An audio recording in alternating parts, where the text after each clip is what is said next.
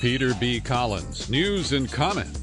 It's Friday, September 16th, 2016. That's 9/16/16. And if you're, fascinated by numbers, this is my 1,800th podcast. Yes, number 1,800 since I started in June of 2009.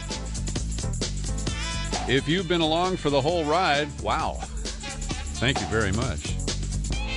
And we're now available on YouTube. Our YouTube channel is getting populated. People are subscribing. It's just another way you can capture the Peter B. Collins podcast. Hope it's convenient for some people who may find iTunes or other systems cumbersome. And you can always come directly to peterbcollins.com. That's where the mothership is of all of our podcast activity. Well, we have been covering the scandal at Wells Fargo Bank, where 5,300 low-level people were fired, and a senior officer was permitted to retire with a $125 million parachute after it was discovered that the bank is predatory in some respects because of heavy pressure on bankers to deliver more customers and more accounts to meet sales quotas. They were fudging. They were creating fake accounts and issuing fake bank accounts. And Public Citizen is taking up the charge to break up Wells Fargo. Bart Naylor over at Public Citizen has raised the flag and called for a breakup of Wells Fargo Bank. Bart, thanks for joining me today. This is on the heels of the firing of 5,300 low-level employees who violated policy by opening fake accounts and credit cards for customers in order to meet sales quotas. And there's a lot of outrage that the CEO, John Stumpf, is still there and claims that it was, not company policy that led to this fraudulent activity. You don't seem to agree with Mr. Stumpf. In one sense, I do agree that Mr. Stumpf seems to be declaring that while they have policies and rules, they are unable to keep a few bad apples, 5,300 of them, to be more precise, from violating them. I would call that unmanageable. Why is it unmanageable? It's too big. That 5,300 is part of roughly 260,000 employees of Wells Fargo. And it's inevitable that there'll be some problems. There'll be some wayward employees. It's just that in the law of large numbers, you take 0.5% and you're right there at 5,000 people. So I think the bank is too big. We know, all Americans know, that they're too big to fail. We've had to bail them out. We know that they're too big to jail because we've had massive criminal activity identified by the Department of Justice, and yet no individual has been indicted, and no bank has had its charter taken away. And now Wells Fargo gives us a very important and vivid object lesson that it's too big to manage. Now, I take your point, and you are going to champion a shareholder resolution at the upcoming, the next Wells Fargo shareholders meeting. Now, I happen to have a couple of shares of Wells, and I'm also a customer there. And one of the things I'll tell you is whenever you go in and talk to a banker, they are always compulsively upselling you. And I recently talked to a woman who left working at Wells because of the pressure that she felt every day to try to force products. They were told that each customer should have 8 Wells Fargo products and that they're supposed to keep pushing until they reach that goal. So we not only have a failure to manage a huge organization, and I take your point that it is too big to manage, but we also have the same policies that, Fed Countrywide and the other mortgage companies that were writing loans and giving commissions and bonuses to people for steering customers into the worst loans that then, went belly up. So aren't we seeing a repeat of that mentality, inside Wells Fargo Bank? Yes, we are. When Wells Fargo has always been famous for cross-selling. When it acquired Wachovia in a fire sale, it was somewhat controversial for shareholders, for example, because they wanted to know, well, can you keep that same cross-selling vibrancy going? And I think it was roughly then that aggressive entrepreneurship veered into meeting quotas at any way, and it verged into what is, in a sense, fraud. Mm-hmm. And so firing John Stumpf, you don't think would fix the problem, even though it might be satisfying for people to see his head roll? I think it may be necessary because he is part of the empire-building conceit. And it may be necessary to have a new CEO so that they can see what would be a good dynamic. Really, if you're an investor and you think about banks, the best growth opportunities for stock is not Wells Fargo or Bank of America. Those stocks have been going sideways. In Citi and B of A's case, very much down. It's a regional. It's a much smaller bank, a more nimble bank, a more manageable bank, a bank that actually knows its customers. These people don't really know their customers. They just know they got quotas to meet. And Bart, when is the next Wells Fargo shareholders meeting?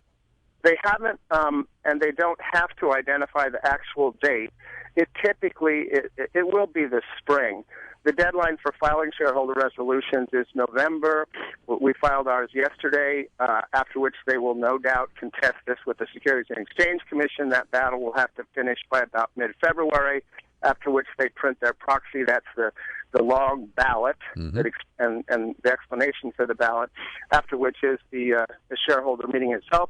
Well, as a shareholder, I'll look for that proxy, and I'll certainly vote it in support of your resolution. I only have a few shares, so don't expect a huge impact, but I have a massive listening audience coast to coast, and if you happen to be a Wells Fargo shareholder, don't sell yet. Hold on to your shares. When you get the proxy, you can vote in favor of the public citizen measure, and we'll see where it goes. Bart Naylor, thanks for bringing this to our attention, and thanks for this shareholder activism. I love it. Thank you, sir. My thanks to Bart Naylor at Public Citizen. He certainly knows the banking industry inside out. Well, Donald Trump has finally dropped his, 6-year campaign, the birther campaign. He made a statement in Washington today without elaborating. He was giving tours of the new hotel built with non-citizen exploited labor. And at the end of a press conference or a statement that he made, he just added this: President Barack Obama was born in the United States, period. Now, we all want to get back to making America strong and great again. Now, he really picked up the birther flag and flogged it for a long time. But now he has finally backed off. But he has generated a new controversy at the same time, because he and his campaign are saying, well, this actually originated from the Clinton campaign back in 2008.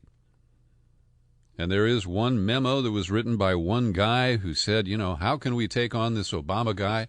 And apparently questions about his birth status were raised. But I don't believe it was ever used publicly by the Clinton campaign. And I want to applaud the New York Times in part, because the headline of this story reads, Trump drops false birther theory, but floats a new one. And in this article, the word falsely pops up several times. Instead, he claimed falsely that questions about Obama's citizenship were initially stirred by Hillary Clinton in 2008. The article goes on to say that yesterday, Jason Miller, a Trump spokesman, asserted, also falsely, that Trump had obtained Obama's birth certificate and that closed the issue and relieved a nation that was really stressing about that matter. And I applaud the Times for calling something false. They're still not willing to use the four-letter word LIAR. And I have to ask, will the New York Times call out statements by Hillary Clinton that are provably false and call them false? So far, I haven't seen that, but I'll keep an eye peeled for it. The federal judge who Donald Trump has called a Mexican, but he's an American citizen, named Gonzalo Curiel, he has ruled against a request from the Trump legal team to further delay the fraud trial against Trump University. So the judge has ordered that it will begin on the 28th of November with some jury proceedings starting on the 10th of November, and the Trump team had hoped to push that back until next year sometime.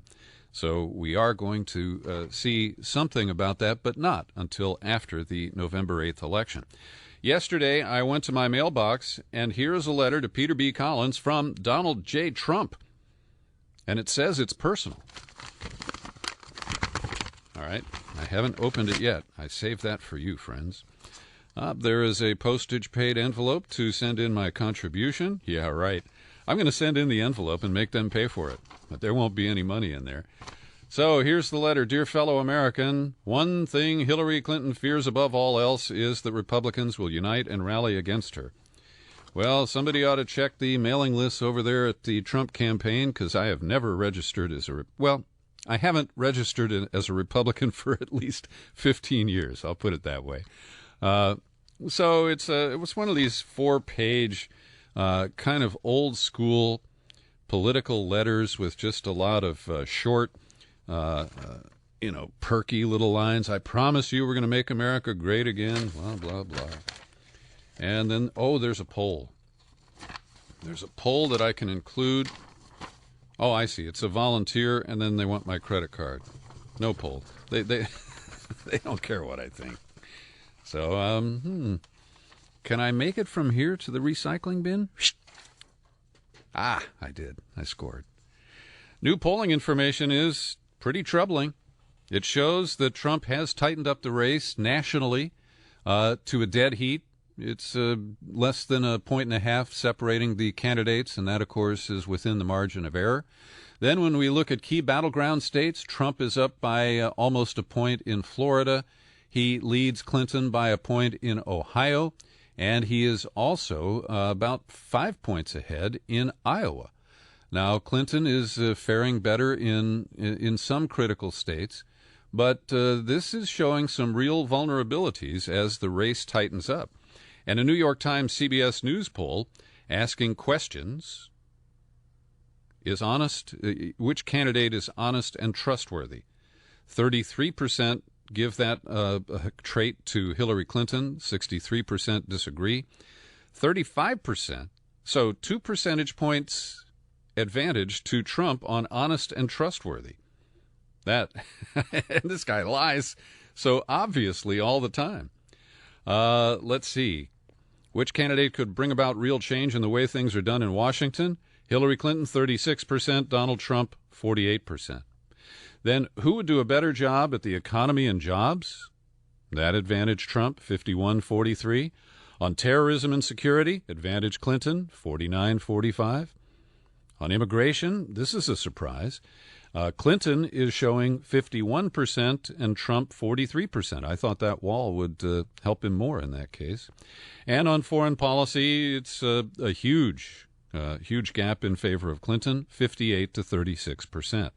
Now, in view of these polls, the Clinton campaign is dispatching Elizabeth Warren and Bernie Sanders to the battleground state of Ohio, which I pointed out Clinton is currently running behind in. And they're going to try to persuade voters to suck it up and vote for Hillary. But it shows that the other polls show that enthusiasm on the part of Democratic voters is about 20 points lower than Republican voters. And that is likely to affect turnout in November. Then you have those peeling off to vote for third-party candidates, and that, with a very tight race like this, could cost Hillary the election. And we hear these kinds of loving statements. Here's Tim Ryan, a Democratic congressman from Youngstown. The more people hear about Hillary and what she's proposing, the more inclined they'll say, maybe she's not my first pick, but she's got a plan that is going to help us. That really reflects the desperate nature of Democrats, who are appealing to the fear of the other rather than promoting the benefits, the positives of their candidate. There is a new report that has surfaced, and I want to note where it came from. It's in The Observer, and The Observer is owned by Jared Kushner, Donald Trump's son-in-law. Nevertheless, here's an article that I find credible. I've linked to it so you can evaluate it yourself. Headline reads, former Democratic congressional candidate says Hillary stole Nevada. The man in question is Dan Raleigh. He lost in the primary in the 4th district in Nevada earlier this year. But he had an insider view, and he claims that the primary was rigged in favor of Hillary Clinton. He attended a fundraising call before the Nevada caucuses. He met with the Nevada Democratic Party executive board members who told me they were aware that they were busing in caucus members from California. And he focused on the voter file. And you can recall that there was a DNC scandal because a Bernie Sanders employee briefly had access to the voter files collected by the Clinton campaign. And these voter files are really essential to running the kind of electronic campaigns that have become more and more impressive and successful. And we have to credit Barack Obama and his team for a lot of that. So when we look at the details, we know that the DNC staff, the WikiLeaks emails show us that they were trying to give advantage to Clinton everywhere they could. And in Nevada, they pulled a few stunts where the party chair, Roberta Lang, broke the rules, bent the rules, and used her gavel in a very imperious fashion. And we also know that the DNC helped promote the false story that Bernie Sanders supporters were so upset at the way the caucuses were manipulated that they started to throw chairs in Las Vegas. And we know that one chair was hoisted in the air and then it was lowered to the ground. But this was the lowest point that I've experienced in the broadcast career of one Rachel Maddow, because she picked up the DNC, the pro-Clinton message, and she depicted the chair throwing by pulling file footage from a World Wrestling Federation show where they intentionally threw chairs. It was part of the gig, part of the act. And she acknowledged that she didn't have pictures of anybody throwing a chair in Las Vegas, but that didn't stop her from not only falsifying that report, but using these phony pictures to try to depict what didn't happen. There's an interesting poll that is profiled in the Upshot column at the New York Times today, and it's kind of a trick poll where they asked a group of people what they know and what they think about the Clinton Foundation. And they asked questions about things that are factually accurate about the foundation. Then they asked questions about activities that the foundation doesn't actually do, but other similar charities do. And the final set of questions included for-profit activities that are not part of the foundation. So what kind of results did we get? Well, among people who thought they could answer a question about the foundation, what the foundation does, more than half think that they think that the function, at least one function, is setting up speaking engagements for the Clintons. And that, may be true, but as far as we know, the public posture is, oh no, that's all done privately, that's not part of the foundation, and frankly, I believe that. 39% of registered voters think the Clinton Foundation manages the personal finances of the Clinton family.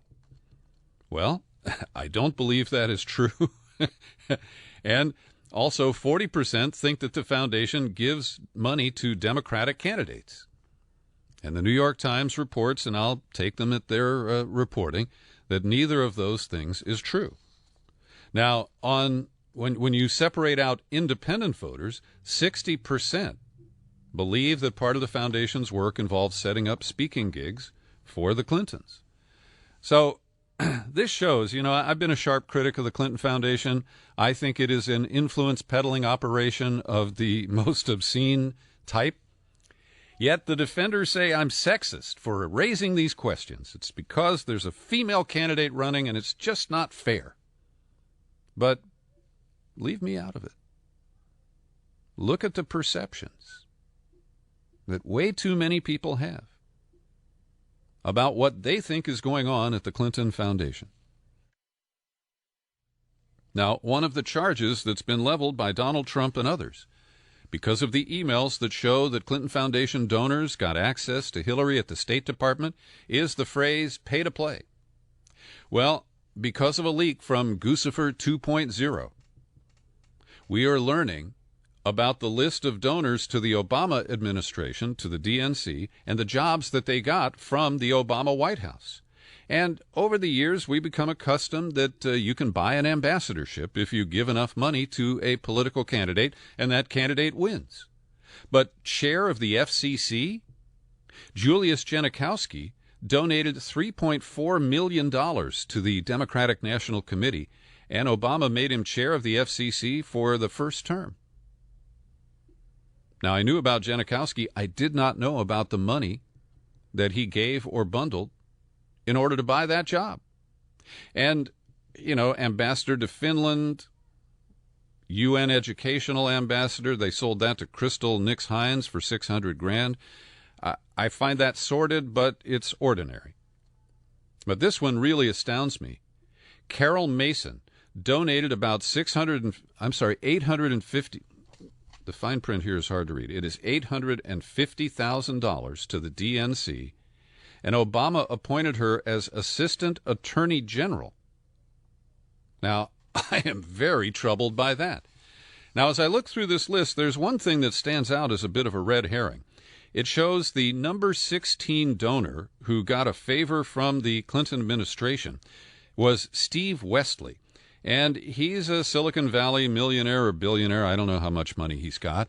But he previously served as the elected state controller of California. He served one term. He tried to run for governor. He was unsuccessful. He seems to be nursing ideas of running again. But it lists here that Steve Westley was rewarded by being named CFO of California, Chief Financial Officer. And I take it that that's somebody who made this list but isn't familiar with how things work here in California. Meanwhile, Barack Obama is once again conspiring with Republicans to kill a bill.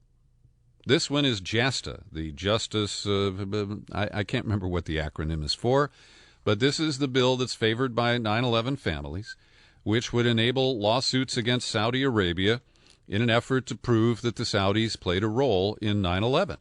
And the reason the lawsuit route is necessary is that Congress and the 9/11 Commission and nobody else is willing to really explore these issues. They just want to seal the myth about 9/11. So Obama has signaled that he will veto the bill, but now he's delaying the veto as he contacts Republicans and tries to get them to change their vote.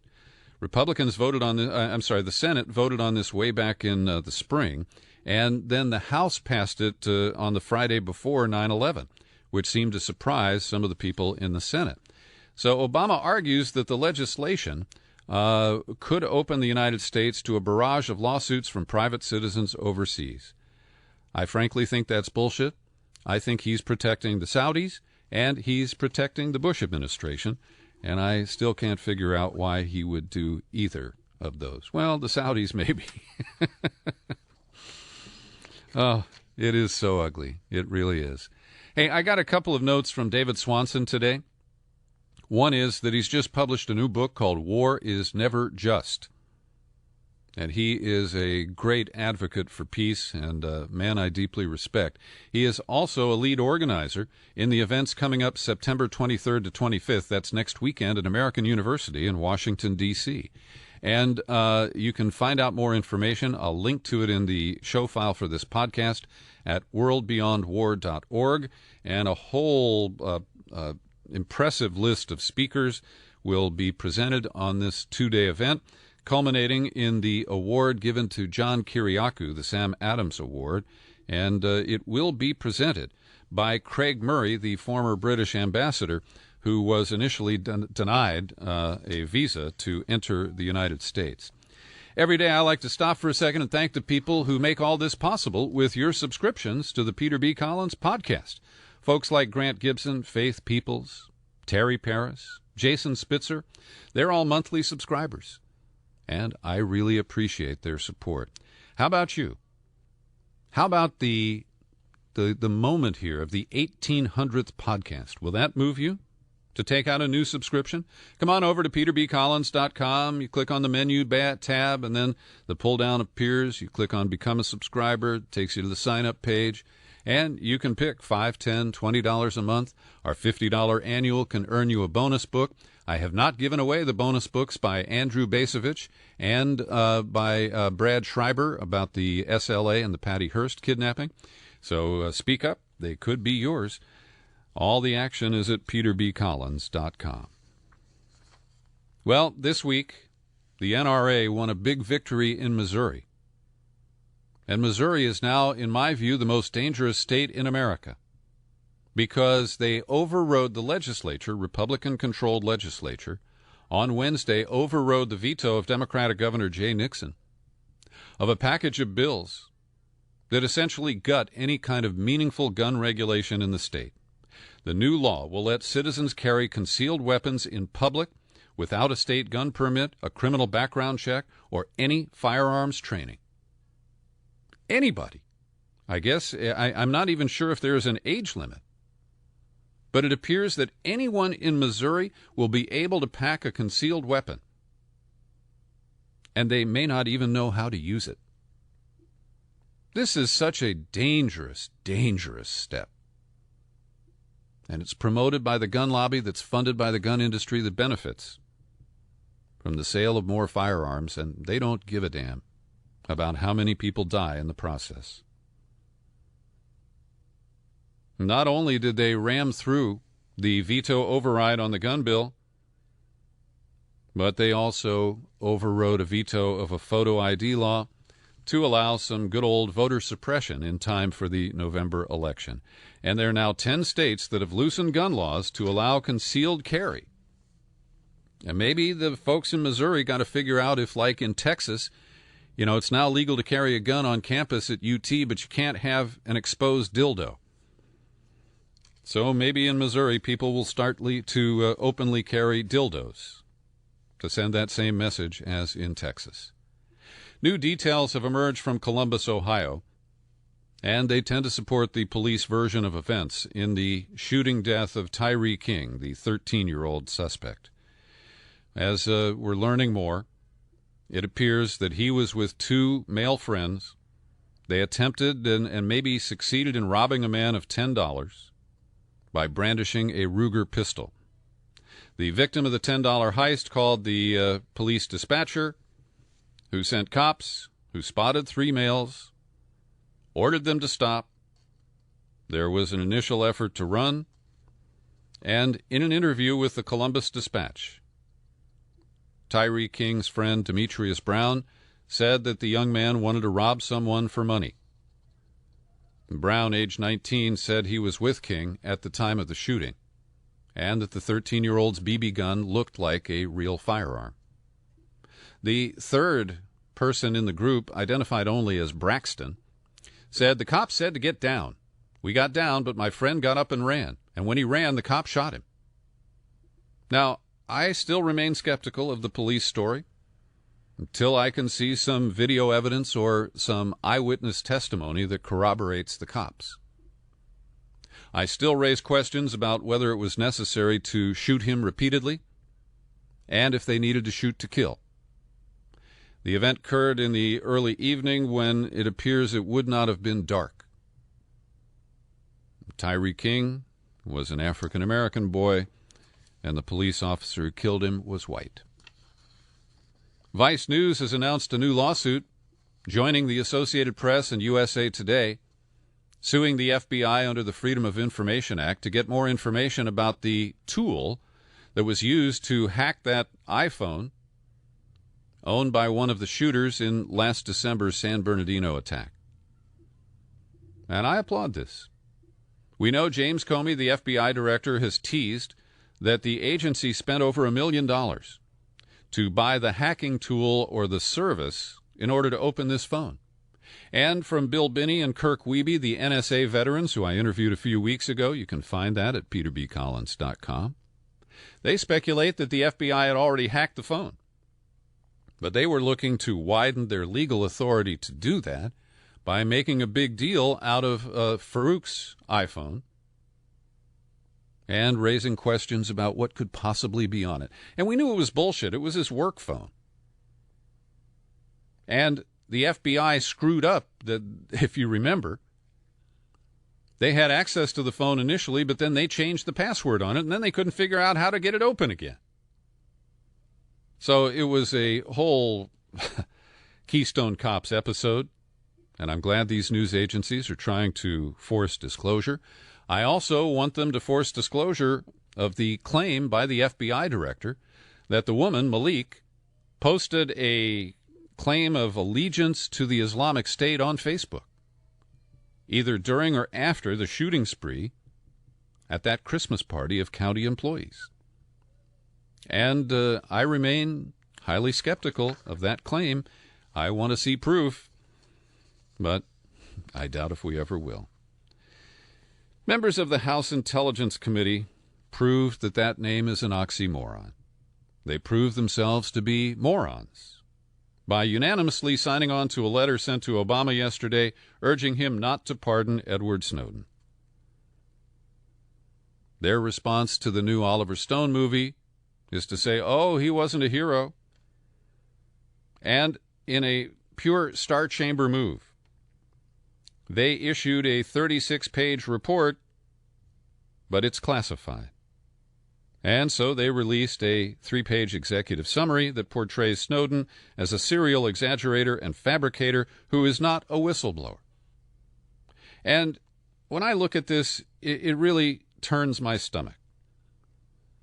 Because these are people who have either been compromised by the surveillance community. And Russell Tice has told us that the NSA has routinely put wiretaps and other surveillance on elected officials. So is every member of the Intelligence Committee compromised by the leverage that the NSA and the law enforcement communities have on them? Or are they merely tools who buy into the spook arguments that they're keeping us safe by monitoring millions of innocent Americans and gumming up their intelligence process with way too much data on people who are never going to be a suspect? I mean, there's not only the constitutional issue, there's the practical concern. And they're also using lies to smear Ed Snowden. Ben Wisner at the ACLU noted that the report states as a fact without documentation claims that Snowden took as many as 1.5 million documents from the NSA. And as I'll show you next, the Intercept shows that so far only 1,200 Snowden documents have been used in any way in the media reports that have surfaced. Also, the claim that he did all this damage, the most damaging public disclosure of classified information in our nation's history, thundered the letter. Well, I don't think that's true. It's embarrassing. It's exposed how much they lie to and manipulate the American people. Next time you see a member of Congress who you know is on the Intelligence Committee, like, Mike Thompson from here in California, let him know you want your goddamn Fourth Amendment rights back. Over at The Intercept, Glenn Greenwald is observing radio silence on the new Snowden film because of competition in Hollywood. He kind of got cut out of the Oliver Stone package. But Jenna McLaughlin has published a piece with a kind of review of the film and an index, a list of over 150 articles from 23 news organizations worldwide that have been based on the Snowden files. So I hope you get to see the film over this weekend. I highly recommend it. And then go do a document dive at The Intercept, and you can find out more about what Ed Snowden has actually disclosed. Got an email from Russ Tice, an NSA whistleblower. Peter, we in the intelligence community do not give an oath to divulge secret information. We sign an agreement giving us access to classified intelligence, and in that agreement it states that we're subject to statutory law prohibiting unauthorized disclosure. This is why we say we were signed into this or that program, or signed on for a secret or top secret or special access clearance. The oath we take is to support and defend the Constitution of the United States against all enemies, both foreign and domestic. But what do we do when a program we are read into violates the Constitution? When our agency blatantly shows contempt for the civil protections guaranteed therein? As the Constitution is the supreme law of the land, the answer doesn't take a rocket scientist to figure out. At this point, our oath mandates that we defend the Constitution from the intelligence agency we work for that has now become a domestic enemy. We are duty-bound to fight for our citizens' constitutional rights that have been violated. As a servant of the people, this is our solemn promise, our sworn oath. Thanks, Russ. That clarified it, and it only deepens the respect I have for you. And Joe Clarici, a listener, subscriber to the Peter B. Collins podcast, made this post on Facebook, and I wanted to share it with you. He says this was pointed out by some unnamed insightful pundit who wrote, "We're talking about the candidate's health, but not health care. We're talking about Hillary Clinton's and Colin Powell's hacked emails, but not the NSA spying on all of ours. We're talking about the candidate's individual tax returns and not the U.S. tax system. Small minds discuss people. Great minds discuss ideas."